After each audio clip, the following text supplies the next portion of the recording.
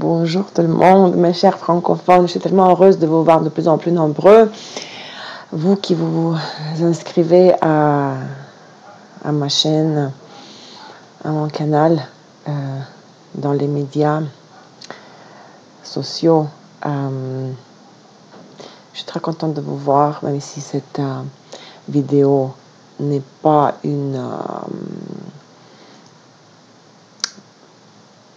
vidéo interactive en direct, mais vous pouvez toujours m'écrire un message personnel ou laisser les commentaires et je vais, dans la mesure du possible, répondre à vos questions et à vos commentaires.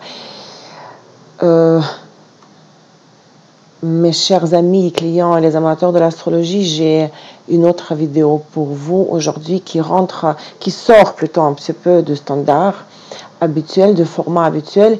Bien sûr, je vais parler aujourd'hui de la première semaine des transits planétaires, de la première semaine après l'éclipse solaire du lundi, le 21 août.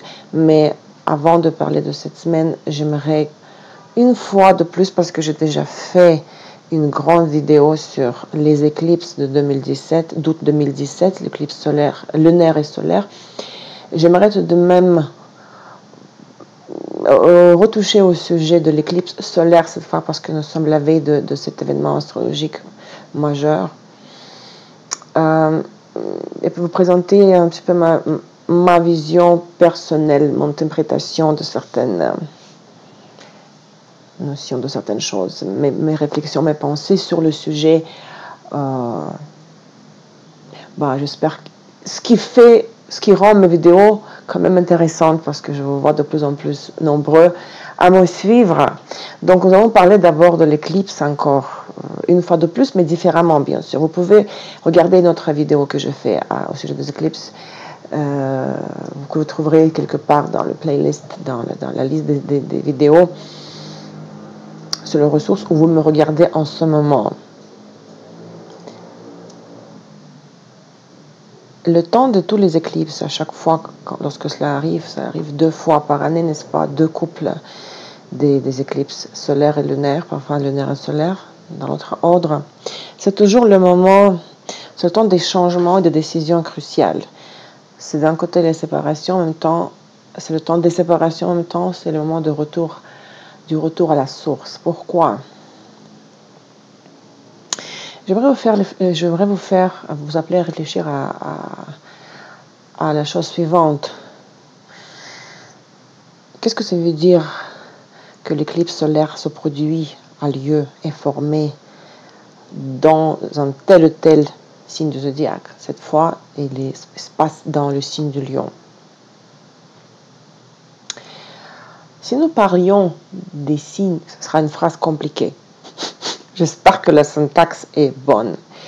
Si nous parlions des signes du zodiaque comme des étapes symboliques dans le développement du processus de la vie, comme des niveaux et des étapes de la maîtrise de la réalité, et non des caractéristiques astropsychologiques des personnes nées sous un tel ou tel signe du zodiaque.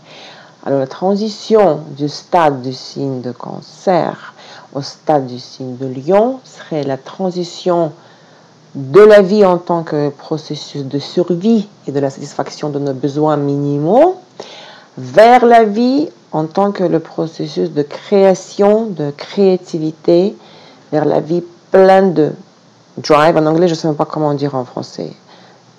Dans vos commentaires, vous pouvez m'aider. Comment on peut traduire en français le mot drive en anglais? Vers la vie pleine de drive, de risque et de plaisir. Le signe de Cancer, qui précède le signe de Lion, symbolise la nécessité de trouver sa petite place dans le grand monde, symbolise les conditions dans lesquelles nous nous sentirions protégés, en sécurité, ayant un minimum pour satisfaire nos besoins biologiques. À ce stade, ce qui est important pour nous est de connaître nous-mêmes ainsi que nos profondes motivations intérieures. À l'étape suivante, qui correspond au signe de Lion, ce qui ressort au premier plan, c'est la nécessité de disposer des ressources au-dessus du minimum requis. Le désir de faire ce que nous fait plaisir, de révéler notre potentiel et de créer. Nous ne recherchons plus la sécurité et la protection, mais nous poursuivons la reconnaissance, l'appréciation et la confirmation de notre importance par d'autres personnes, par notre entourage. Et afin d'arriver à tout cela, nous aspirons à la démonstration de nous-mêmes, la démonstration de nous-mêmes à notre entourage et au monde entier. Et à ce stade-là, ce qui devient primordial pour nous, c'est de pouvoir manifester notre individualité, nos capacités, notre potentiel et de les projeter dans le monde extérieur. Ce sont les mots-clés que je viens de mentionner qui caractérisent les signes de Cancer et le signe de Lion que nous connaissons tous en principe. Pourquoi? Parce que même si nous avons très peu de connaissances en astrologie, nous connaissons un peu des notions de base, les caractéristiques de base de chaque signe, n'est-ce pas? Ainsi, l'éclipse solaire en Lion fait ressortir au premier plan, parmi toutes les réalités de notre vie, les thèmes qui dépassent notre besoin de survie et de sécurité. Et qu'est-ce qu'il faut faire avec cela, vous allez me dire? Il faut utiliser ces connaissances théoriques. Il faut les appliquer dans la vie réelle pour changer notre vie, afin de changer notre réalité physique. Parce que là, on parle seulement de la théorie pour le moment, n'est-ce pas? Toutes les éclipses, surtout les éclipses solaires, offrent des opportunités. Ça dépend de nous. Si nous souhaitons, si nous sommes prêts à les utiliser, sinon ça passera inaperçu pour nous. Les éclipses passeront inaperçues. Quelles sont les opportunités constructives maximales de l'éclipse solaire en Lion?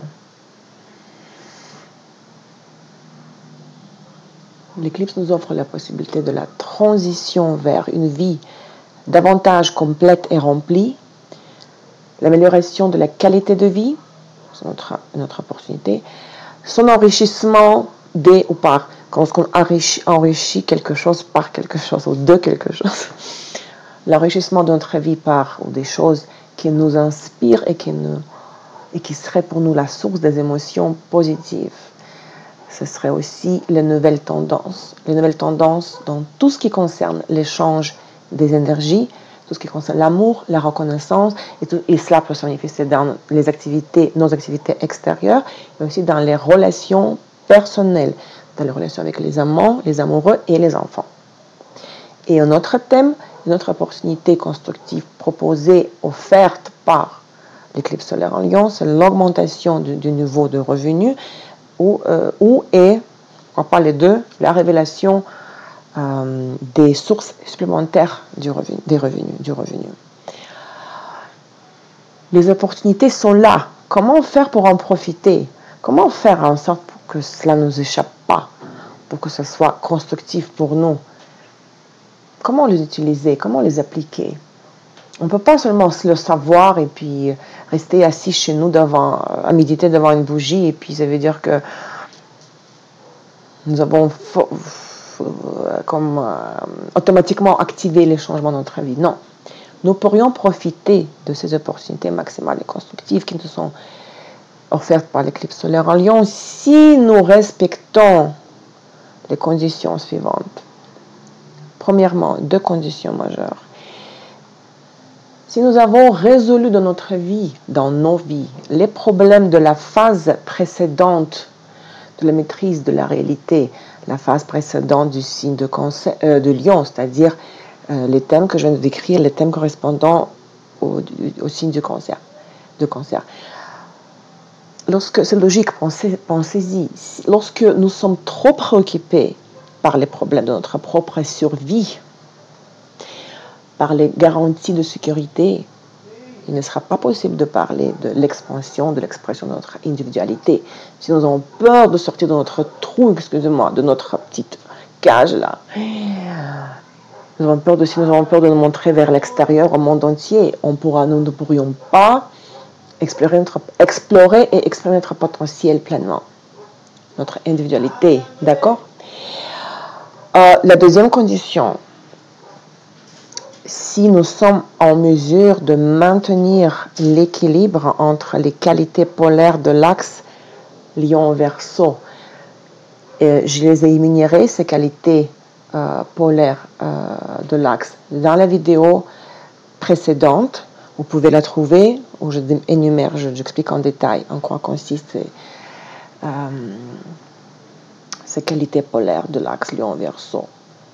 Si nous sommes prêts à réaliser notre potentiel, à aimer, à coopérer, à évoluer constamment, en restant en même temps libre des contraintes, des limitations extérieures et intérieures, libre des attaches, voire des addictions, et en respectant en même temps le droit à la liberté de choix des autres personnes. N'est-ce pas beau? Si nous respectons ces deux conditions, résoudre les problèmes du thème de cancer et l'équilibre de l'axe Lion-Verseau, nous pourrions espérer des grands changements de notre vie que nous allons visualiser, programmer et provoquer. D'accord? Si cela ne nous intéresse pas, par exemple, si nous ne sommes pas prêts, cela peut arriver aussi, nous avons droit à ça aussi. L'éclipse solaire peut passer presque inaperçue pour certains de nous, mais il y a des cas moins favorables, des situations moins favorables. Si nous ne respectons pas ces deux conditions, si nous nous comportons d'une manière consciente dans le sens contraire de ce principe, d'accord? Par exemple, si la personne n'a pas travaillé sur le thème des niveaux antérieurs de la réalité, donc sujet de cancer, énuméré tout à l'heure, tantôt, et si la personne n'a pas travaillé l'équilibre de l'axe Lion-Verseau, l'éclipse solaire peut apporter des transformations très complexes dans nos vies, et ce qui pourrait être même traumatisant, dans le sujet, dans les domaines énumérés ci-dessus.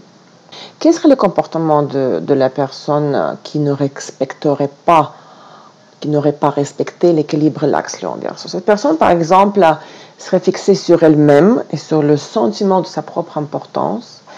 La personne aurait besoin d'attention et de reconnaissance par tous les moyens et le chercherait.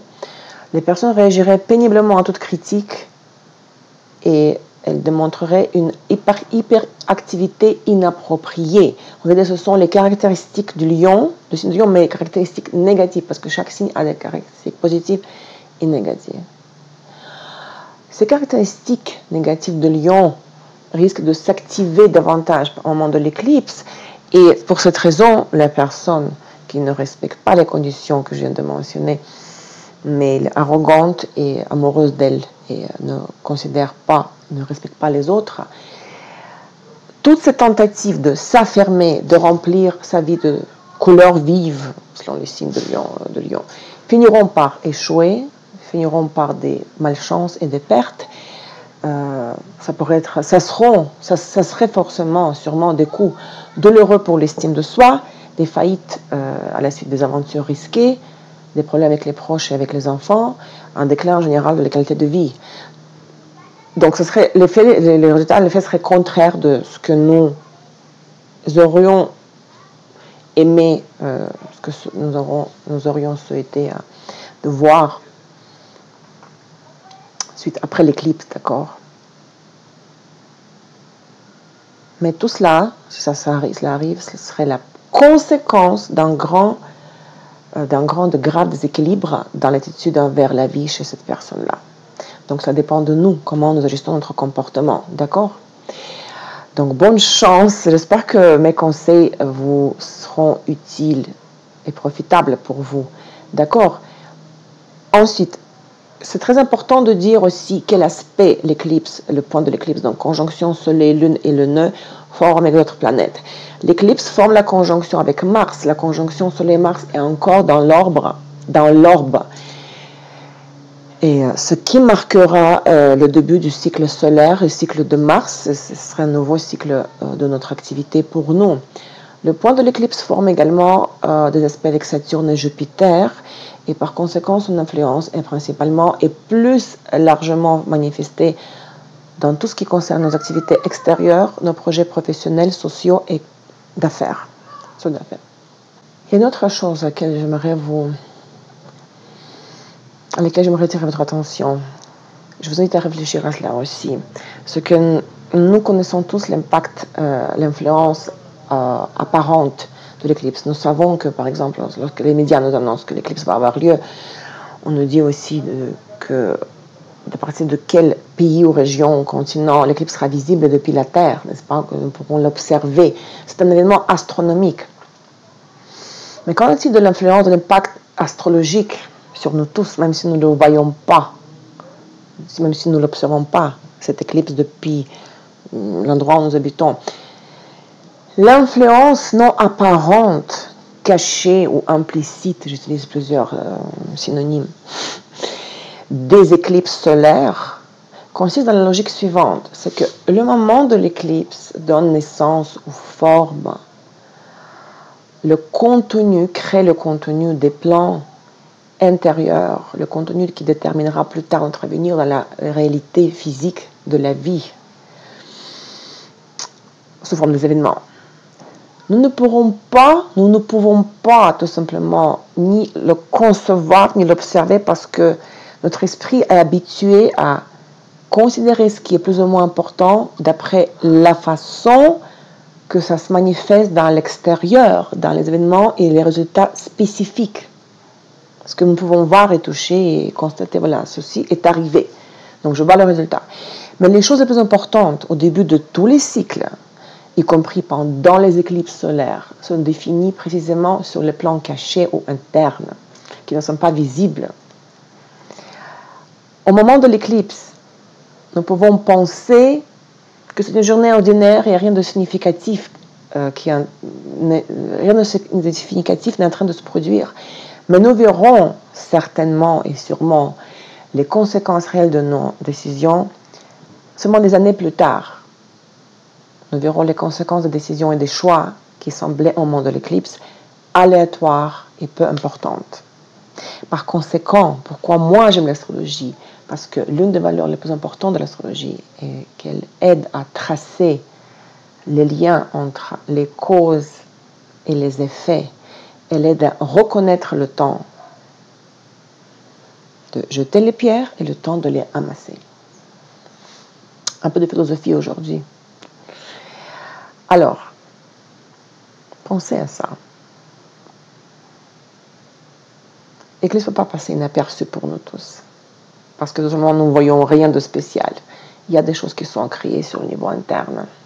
Et nous avons le pouvoir pendant les périodes de l'éclipse, le jour de l'éclipse, de ajuster la future réalité que nous voulons voir dans notre vie, d'accord? Bon, je peux parler éternellement. Il faut que je m'arrête un petit peu, il faut que je gère mon temps de la vidéo. La semaine, nous savons que les 2 semaines entre les 2 éclipses sont très importantes, mais la semaine avant l'éclipse solaire, quelques jours après l'éclipse solaire, apporte des virages décisifs dans la carrière, des rencontres et des séparations significatives, des nouvelles importantes aussi. Près de la date de l'éclipse, la concentration des choix vitaux importants, des événements fataux, importants, fatal sans très péjoratif, n'est-ce pas, augmente, et les conséquences des changements qui ont lieu en ce moment-là, et des décisions que nous prenons en ce moment-là, resteront avec nous pendant de nombreuses années à l'avenir. Les jours les plus dangereux dans le sens tendu, sombre, sont les derniers jours avant l'éclipse, les jours de la lune sombre de l'Hécat, du 19 à 21 août. L'éclipse lune solaire, c'est la conjonction avant tout soleil-lune, qui est la nouvelle lune techniquement, n'est-ce pas? Et comme à la fin, les derniers jours de chaque mois lunaire, toujours 2-3 jours avant la nouvelle lune, sont toujours très difficiles, parce que le moral est en bas et ce sont les jours sombres, les jours de la Hécat. Imaginez que ça s'accentue davantage par le fait que nous avons encore l'éclipse, en plus de la conjonction soleil-lune, nous avons la conjonction avec le nœud lunaire. Donc, notre capacité de voir les conséquences de décisions et la capacité d'évaluer adéquatement les circonstances extérieures en ce moment est réduite. Par conséquent, il est souhaitable d'éviter la prise de tout risque, la prise de décisions importantes, des actions responsables, les conflits et les situations potentiellement dangereuses. Il faut l'éviter 2 jours avant l'éclipse. C'est le moment de l'achèvement, de la séparation, de la finalisation, du calcul des résultats. Maintenant, il vaut mieux ne pas entamer, bien sûr, un nouveau projet, déménager, par exemple, lancer une nouvelle entreprise. Ce jour-ci, il est préférable de faire une vérification maximale, de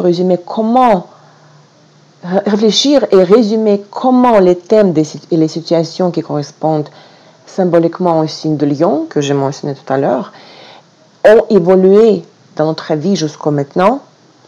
Et il faudrait réfléchir si tout nous convient dans notre attitude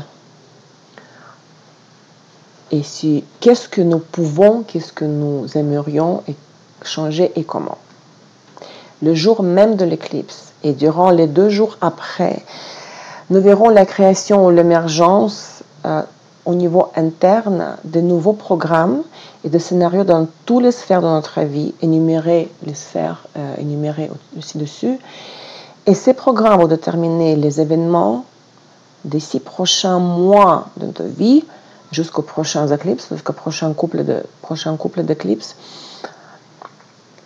et ainsi que les événements des prochains 18 ans et demi, parce que les éclipses dans les mêmes signes du zodiaque se produiront dans 18 ans et demi, lorsque les nœuds lunaires auraient fait le tour complet du zodiaque, du cercle zodiacal, et lorsque les nœuds seraient revenus sur le même axe Lion-Verseau. Vous imaginez le programme, l'importance de ce moment-là.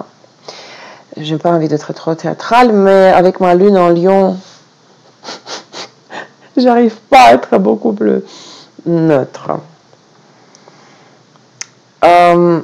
Donc, durant les 3 jours, le jour de l'éclipse et 2 jours après, il est nécessaire de surveiller attentivement les gens, les événements, les choses, les objets, ceux et ce qui se trouvent dans le champ de notre attention. Il faut observer l'hygiène des pensées, il faut filtrer, il est nécessaire de filtrer l'information que nous transmettons et que nous recevons.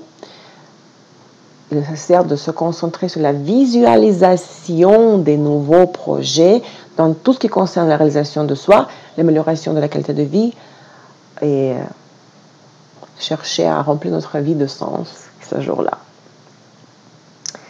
Une autre période très importante qui concerne l'activation des énergies de l'éclipse solaire, ce sont les jours entre le 30 août et le 3 septembre. Vous voyez? Et pourquoi? Parce que Mars, en ce moment-là, entre 30 août et 3 septembre, Mars et Mercure rétrograde, qui sera à la fin de sa phase rétrograde, vont traverser le point de l'éclipse solaire, c'est-à-dire l'éclipse se produit dans le 28e degré de Lion, donc Mars et Mercure vont passer par ce degré de Lion, et en ce moment-là, nous pourrions aussi nous attendre à des changements importants et décisifs dans nos activités extérieures, dans nos loisirs, dans nos relations avec les proches et avec les enfants, d'accord? Donc, l'impact de l'éclipse ne se limite pas seulement au 21 août, plus ou moins 3 jours, d'accord? Ok, quoi d'autre? Oui, un événement majeur du mois d'août, c'est la phase rétrograde du Mercure qui coïncide avec la saison des éclipses. Donc, je vous rappelle que la première semaine du nouveau mois lunaire, la première semaine après l'éclipse solaire, et la deuxième des 3 semaines de la phase du Mercure rétrograde en Vierge qui a débuté le 12 août. Et durant cette période, nous rencontrons non seulement les inconvénients typiques de la phase rétrograde de Mercure, qui apparaissent sous la forme des problèmes de transport pendant les voyages, problèmes avec l'équipement, problèmes d'obstacles dans la communication, les pertes et les sentiments. Mais cette phase a aussi des côtés positifs, phase rétrograde du Mercure. C'est la possibilité, elle offre la possibilité de l'immersion dans le travail que nous n'avons pas pu achever depuis longtemps, commencer mais pas achever, et aussi la restauration des liens avec les vieux amis, les vieilles connaissances. Le Mercure rétrograde en Vierge pourrait nous apporter des messages sur la meilleure façon d'organiser notre vie, notre alimentation, le message sur quel genre de travail nous voulons faire vraiment, sur quel, par exemple, équipement manque dans la maison ou au bureau, dont nous avons besoin pour le travail efficace, et aussi les messages qui nous aide et qui nous empêche d'avancer dans nos affaires. Et en raison de ce double chevauchement des éclipses et de la phase rétrograde de Mercure, la première semaine donc, après l'éclipse du 21 au 27 août, pourrait entraîner des graves de tensions nerveuses, des maladies nerveuses aussi, causées par la situation, par les tensions nerveuses, des pannes majeures de l'équipement en particulier. Tous ces problèmes vont toucher plus les représentants du signe de Vierge, bien sûr, parce que Mercure rétrograde est dans le signe de Vierge.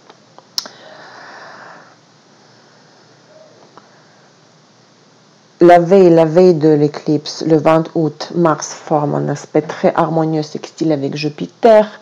Il est dans l'orbe entre le 10 et 30 août, carrément une bonne partie du mois.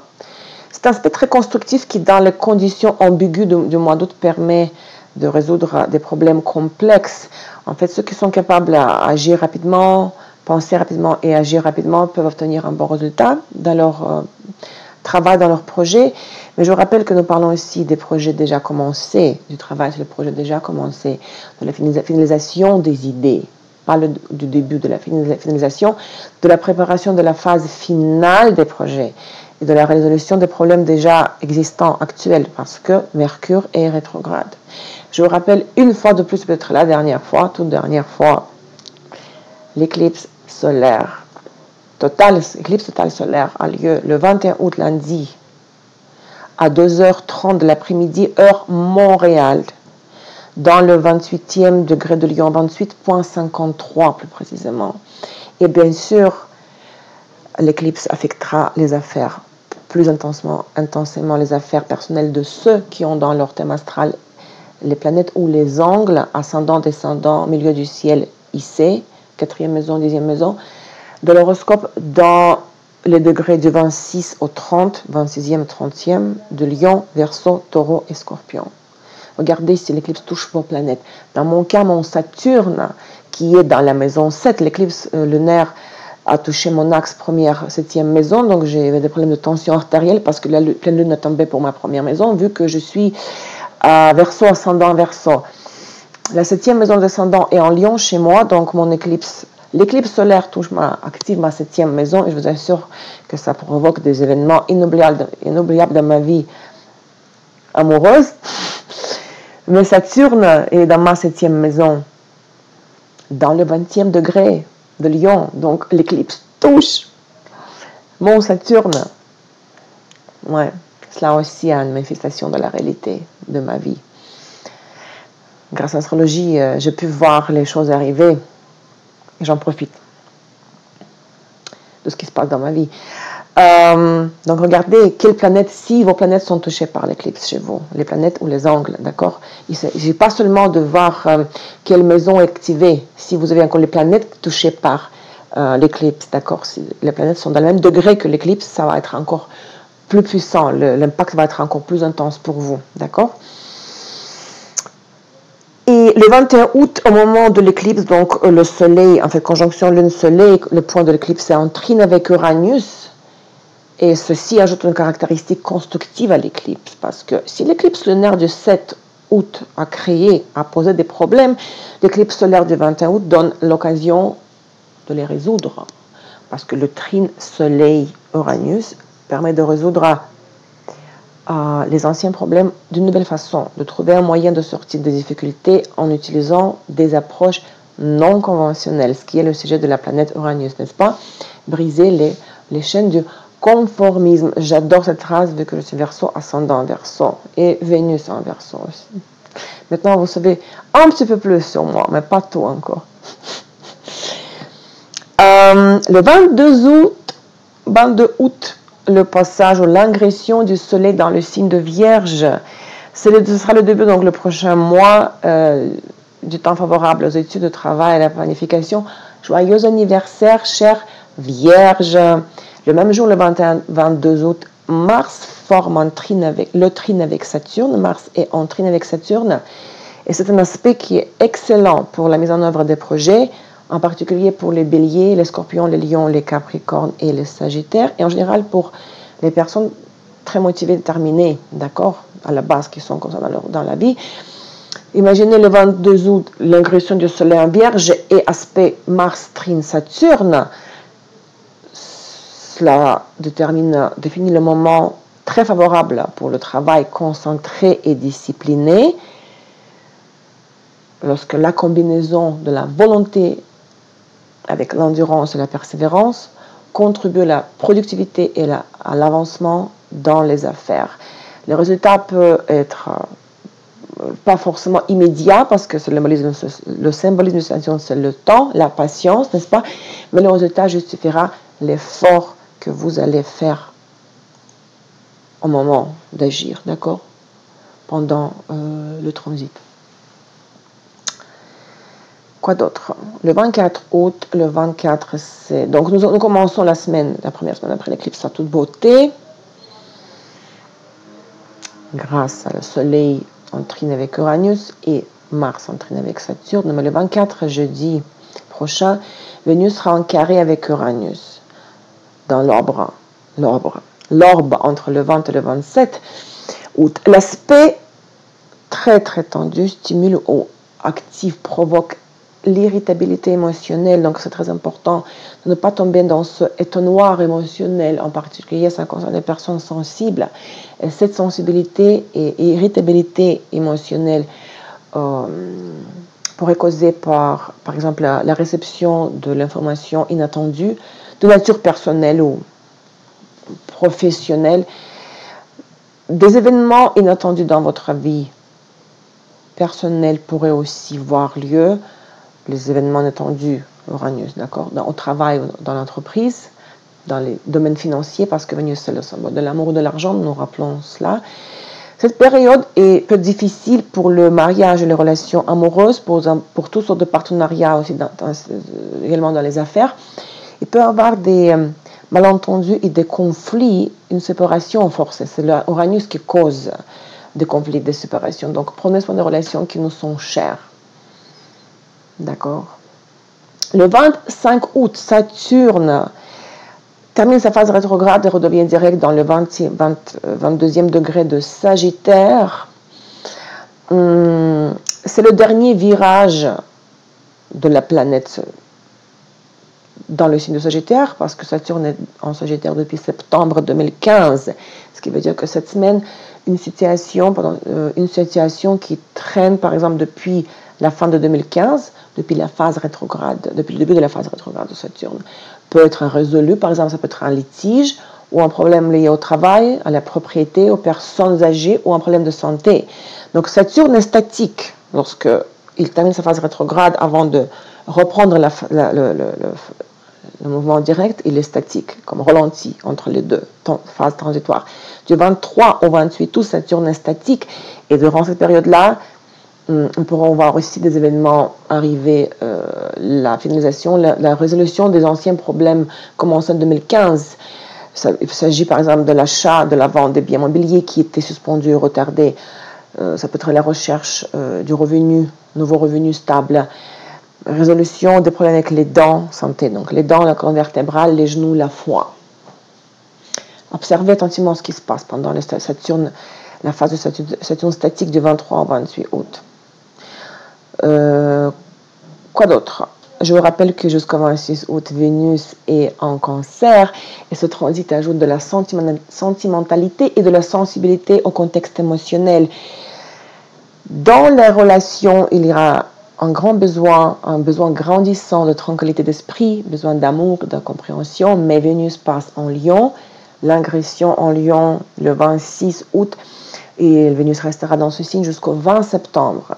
La vulnérabilité et le romantisme subtil de Vénus en Cancer cèdent la place au désir, le désir de l'affirmation de soi en amour, au besoin des signes extérieurs d'attention. Le besoin de ressentir notre caractère unique, que nous sommes uniques, notre caractère unique, et besoin d'obtenir la confirmation de cela, de la part des autres, cela aussi, ça augmentera. Ce transit convient pour travailler notre image, notre look, d'accord, changer d'apparence. Si nous devons être plus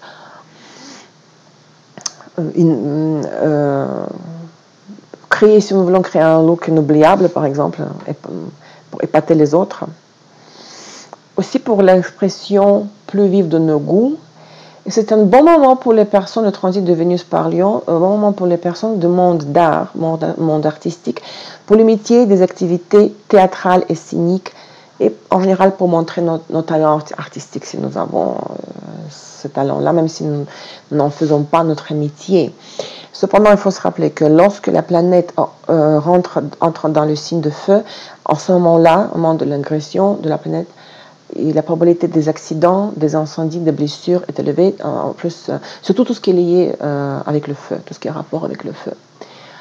Le 26 août, il reste deux choses encore. Le 26 août, le Soleil est en conjonction avec Mercure rétrograde, et ce transit-là nous permettra d'analyser en profondeur, de formuler clairement et de justifier logiquement, avant tout à nous-mêmes et aussi bien sûr aux autres, si nous voulons le partager avec les autres, notre vision de la vie, notre position, nos principes, n'est-ce pas, notre philosophie de vie.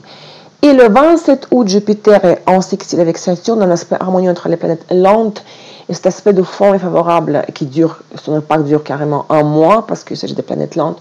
Cet aspect est favorable pour contribuer à la stabilisation dans la vie et au renforcement de nos positions, ainsi qu'au succès, en particulier dans le domaine social. Chers amis, j'espère que cette information est intéressante et utile pour vous. Je vous souhaite à tous, à toutes et à tous, joyeuse nouvelle lune, joyeux éclipse. Je vous souhaite l'éclipse solaire constructive, positive. Et soyez sages, choisissez la bonne stratégie de comportement et écoutez les conseils des astrologues. Écoutez l'astrologie. Bonne chance à vous tous, bonne semaine et à très très bientôt.